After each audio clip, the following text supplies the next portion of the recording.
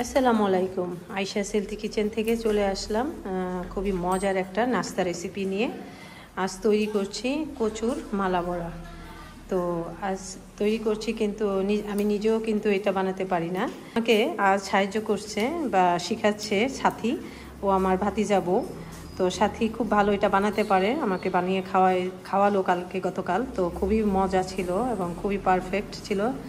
তো নতুন একটা জিনিস আমি আগেও খেয়েছি কিন্তু বানাতে পারিনি, তাই আজ ভাবলাম ওর কাছ থেকে শিখবো এবং সেটা আপনাদের জন্য ভিডিও করছি, আপনাদের সাথে শেয়ার করব কিভাবে কোন অংশটা দিয়ে এটা তৈরি করতে হয়, সব কিছুই দেখাবো। তো দেখুন কত সুন্দর হয়েছে। এটাকে বলে কি সাথী? কচুর মালা বড়া। কচুর মালা বড়া, হ্যাঁ। এখন কোনটাতে করছে আমাকে একটু বলো তো সাথী।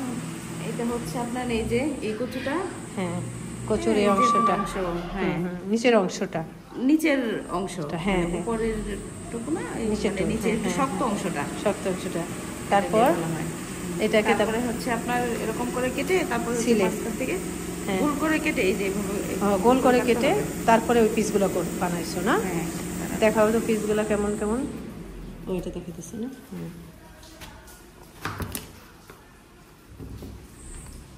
দেখুন গোল করে কিন্তু কেটে নিতে হবে, তারপর ও পিসগুলো তৈরি করছে। রিমি, গ্লাসটা বন্ধ করে দাও, ট্রাকের শব্দ আসে। এই যে দেখুন হয়ে গেল সুন্দর। আর এটাও তো না, তিনটা পিস, ও একটাতে তিনটা পিস নেবে। এই যে এরকম হবে চারকোনা টাইপ। তবে এটাকে কি লবণ পানিতে ভিজিয়ে রাখছো? পরে আপনার হচ্ছে কাটার পরে লবণ পানিতে ভিজিয়ে রাখতে হবে, ভিতরে কষ্ট যা আছে সব বের হয়ে যায়। ও আচ্ছা, তো ওই পানিটার মধ্যে লবণ আছে, আর এটা নরমাল পানিতে ভিজিয়ে রাখা হলো। ভিজিয়ে না রাখলেও হবে, কিন্তু মানে ওই যে কালার চেঞ্জ হয়ে যায় না ভিজিয়ে না রাখলে? আবার হ্যাঁ হতে পারে, এর জন্য আর কি ভিজিয়ে পানিতে রাখা আছে। খুবই সুন্দর এবং খুবই আধুনিক একটা রেসিপি কিন্তু এটা আমি অনেক ট্রাই করেছি, আমি কিন্তু জানতাম না কিভাবে এটা তৈরি করে, খুব শখ ছিল।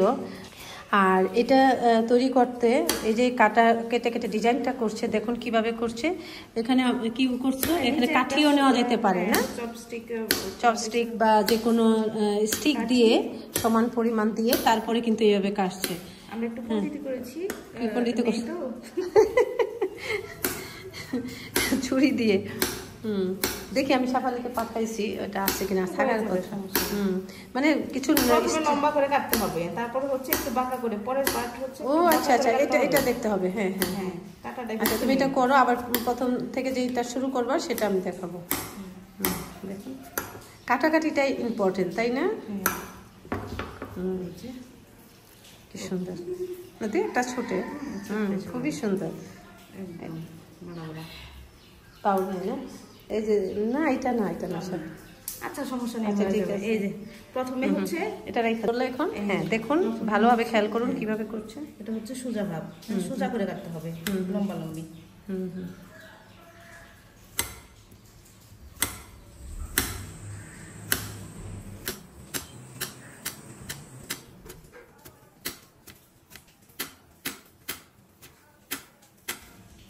আল্লাহ, আমি এটা জানতাম না। তারপরে কি করে জানো, বটিতে বসে কেউ শিখায় না। আসলে কি অনেকে আছে খুব কাউকে কিছু শিখাতে চায় না।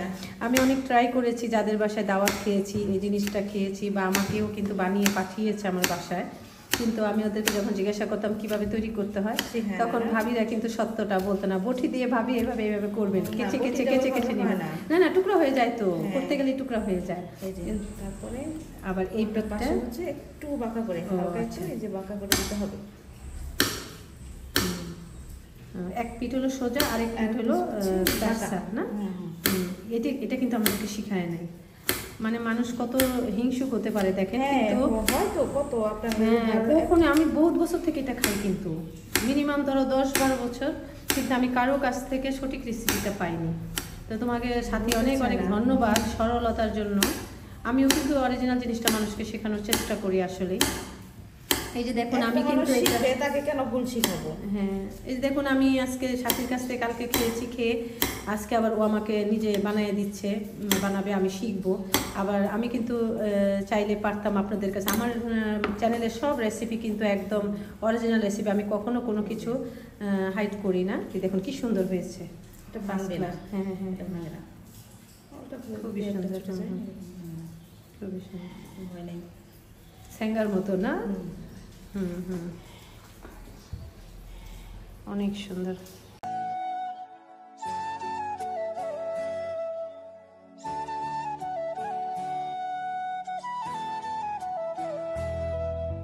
দেখি। আচ্ছা ঠিক আছে, এবার আমি একটু ট্রাই করি। হ্যাঁ, তুমি দেখো আমার হয় কিনা। নিজে হাতে না করলে তো হবে না। এটা নেই। হ্যাঁ, আচ্ছা, এটা সোজা করে দিচ্ছি। তারপর এখানে রেখে একদম হচ্ছে আপনার চামচ পর্যন্ত, খুব যত পাতলা হবে তত ভালো না? দেখো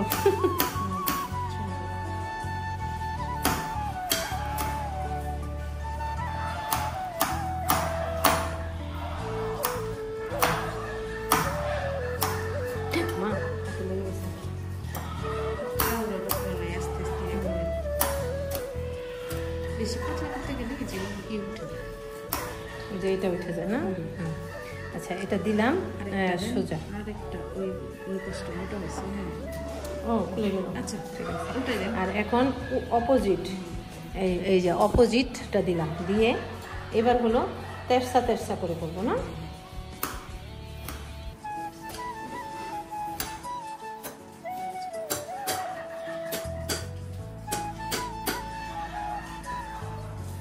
এটা দেওয়ার কারণ হচ্ছে পিসগুলো ভেঙে যাবে এই জন্য, তাই না? ছুরিটা দেওয়ার সাথে ওই পর্যন্তই যায়। এটা মানে একদম নিচ পর্যন্ত যেন না যায়, তাহলে তো কেটেই গেল। এই বাধা দেওয়ার অংশটা থাকলো না, আটকে যাওয়ার অংশটা। এখন দেখি। Wow, magic! ওয়াও, দেখুন আমিও পেরে গিয়েছি। Thank you Sathi. ওয়াও, দারুণ আনন্দ লাগছে আমার, জানো। এই যে দেখো, হ্যাঁ ওভাবে করা যায়। এই যে আরেকটা নাস্তা হয় এভাবে না, দিয়ে তারপরে স্টিক দিয়া না, মাঝখানে একটা হচ্ছে কি দিব, এটা দিয়ে না, এখানে একটু টুথপিক লাগিয়ে এটাকে অনেক কিছু করতে পারবো। মানে এটাকে একটা ডিজাইন করে ময়দায় চুবিয়ে সুন্দর করে এটার ভিতরে দিয়ে না, এটা টুথপিক লাগিয়ে করা যাবে। কিন্তু দেখুন একটা থেকে আরেকটা চলে আসলো। যাই হোক, এই তো আপনাদেরকে দেখিয়ে দিলাম। এখন এটা কিভাবে ভাজতে হয় সেটা আপনাদেরকে দেখাবো। আর এখন এগুলো সাথে আর আমি দুজনে মিলে এগুলোকে সাথে তুমি বানাও, আমি দেখি। আর এটা তো নিতে হবে না সাথে, এটাকে কাটি, এটাকে একটু তরকারি রান্না করবে তো অসুবিধা নেই। ওইটা হলেই হবে, বুঝছো? তারপর বেগুন তো বানাবো, এটা সবাই একটা করে খেতে তো হবে। আসলে আমাদের বাসায় যে কোনো জিনিস বানালে বেশি করে বানাতে হয়, কারণ অনেক মানুষ, তো কম করে বানানো যায় না। সাথে কি করছো? এটা হচ্ছে আপনার প্রচুর মালা বড়ার ব্যাটার তৈরি করব। মালা বড়ার ব্যাটারটা তৈরি করবে। ব্যাটার তৈরি করার জন্য এখানে নিয়ে নিচ্ছে চালের গুঁড়ো। এটা পুরোটা চালের গুঁড়ো দিয়ে করবা না? আচ্ছা, এই কচুটাকে কিন্তু এখনো লবণ পানিতে ভিজিয়ে রাখা হয়েছে, প্রায় আধা ঘন্টা হয়ে গেল ভিজিয়ে রাখা হয়েছে। তো ব্যাটারটা তৈরি করার পর কচুগুলোকে পানি থেকে তুলে নিবা না? এটা কি দিচ্ছ? এটা আদা বাটা। আদা বাটা 1 চা চামচ দিল। তাহলে রসুন বাটা 1 চা চামচ, যেহেতু কচু বলে কথা, গলা যাতে না ধরে না। না, গলায় তো ধরে না। তারপর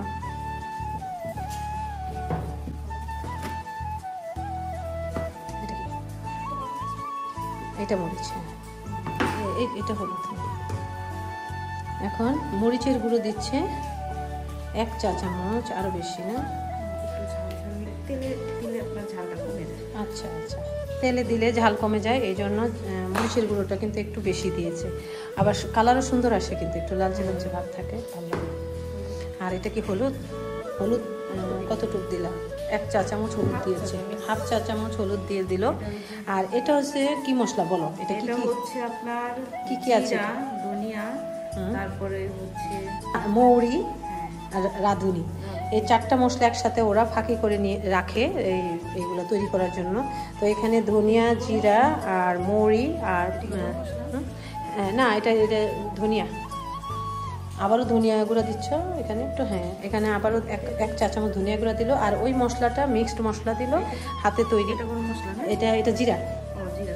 এখানে কোনো গরম মশলাই নেই, লাগবে তোমার? আচ্ছা এটা একটু ভালো ফ্লেভার আসে সুন্দর। আচ্ছা আচ্ছা, তাহলে দিতে পারি। দারচিনি গুঁড়া আছে, দারচিনি গুঁড়া দিব নাকি না? আচ্ছা পরে দিবা। লবণটা পরিমাণ করে দিতে হবে, কারণ লবণের পানিতেই কিন্তু আধা ঘন্টা 40 মিনিট ওটা ভিজিয়ে রাখা হয়েছে, তো লবণটা সেইটা বুঝিয়ে দিবেন। খুব ভালো লাগছে, মজার একটা জিনিস শিখলাম। আমাদের বাসায় তো নাস্তা বেশি আইটেম লাগে। আর কচু কিন্তু অনেক ফালানো যায়, রান্না বান্না 2 দিন পর পর কচু খাওয়ার পরে কিন্তু আর খাওয়া হয় না, সেই জিনিসটা দেখা যায়। আর এমনিতেও আর এরকম একটা জিনিস তৈরি করলে তো ধরো খাওয়া হয়ে যায়।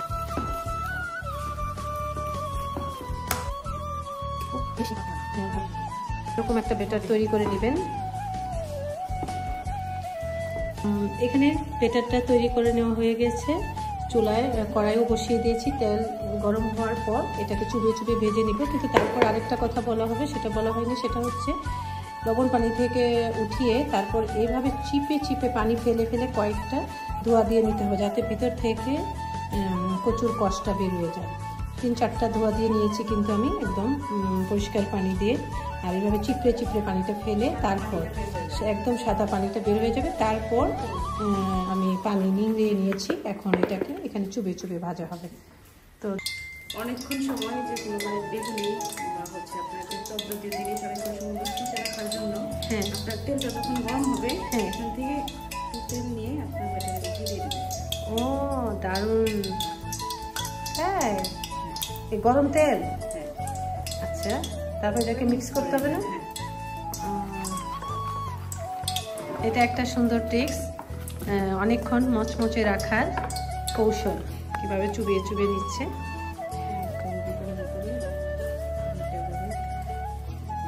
টিপি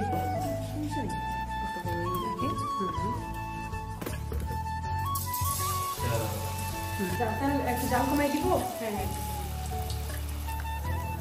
দেখি কেমন হয়।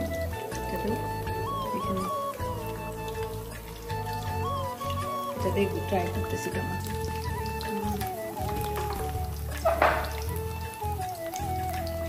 দেখি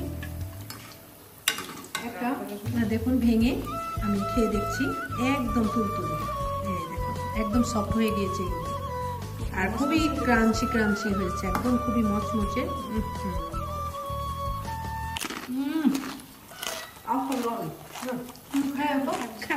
না খাও না, তুমি বাংলাদেশে তুমি টেস্ট করবে না? এখনই ঢুকে উঠিয়ে ফেলি, হয়ে গেছে, উঠিয়ে নি, প্রয়োজন নেই তো বেশি। একদম ক্রাঞ্চি ক্রাঞ্চি হয়েছে। এই খাবারটা রাখবো না, ঠিক খাবার করবো আমরা আগে একটু রসমালাই বানিয়ে নিতে হবে।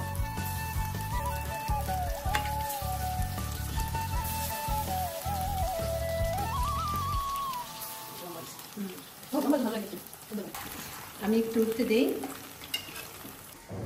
এই তো আমার কচুর মালা বড়া রেডি। এখন আমি এটাকে খাওয়ার জন্য একটা প্লেটে পরিবেশন করে নিচ্ছি। এরপর এখন আমরা কচুর এই মালা বড়া খাবো সবাই মিলে, তারপর চা খাবো। আর এটা কিন্তু ভাতের সাথেও দারুণ, খুবই মজা, শুকনা মরিচ এবং এই মুচমুচে কচুর মালা বড়া অসাধারণ। আপনারাও বাসায় কিন্তু ট্রাই করবেন, বানিয়ে খাবেন। খুবই হেলদি এবং খুবই মজার একটা রেসিপি আপনাদের সাথে শেয়ার করলাম। ভালো থাকবেন, বেশি বেশি করে শেয়ার করবেন। আল্লাহ হাফেজ।